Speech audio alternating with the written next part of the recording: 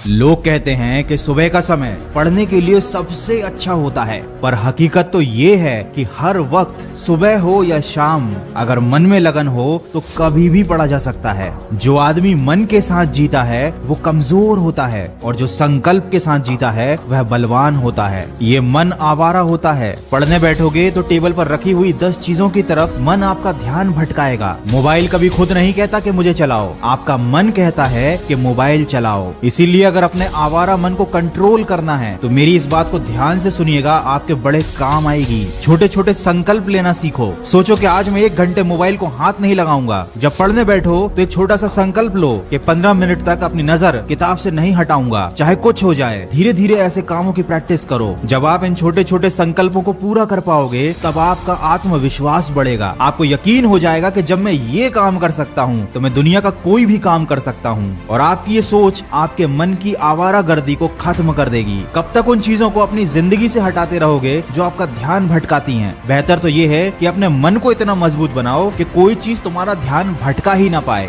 वो कहते हैं ना, सड़क से कंकर हटाने की जगह पैरों में जूता पहन लेना ज्यादा बेहतर होता है। किसी ने क्या खूब कहा है, मौत तो सबको आती है पर जीना हर किसी को नहीं आता। देखो, अभी तुम्हारे पास मौका है अपनी लाइफ बनाने का, और ये मौका आने वाले समय में तुम्हारे पास नहीं रहेगा। और अगर तुमको अभी भी पढ़ाई बोरिंग लगती है तो इसका मतलब ये है कि तुमको आज तक पता ही नहीं चल पाया कि तुम पढ़ क्यों रहे हो। पढ़ाई बोरिंग होती है, सच बात है, बिल्कुल बोरिंग होती है। इसमें कोई मजा नहीं, कोई एंटरटेनमेंट नहीं, कुछ भी नहीं। लेकिन सोना भी तो बोरिंग होता है। इसमें कौन सा एंटरटेनमेंट, कौन सा मजा होता है? खाना खाना भी बोरिंग होता है, लेकिन जब नींद आती है तो सोना पड़ता है। भूख लगती है तो खाना पड़ता है। तब एंटरटेनमेंट और मजा, ये सारी बातें मायने नहीं रखते, क्योंकि इनकी जरूरत नहीं है।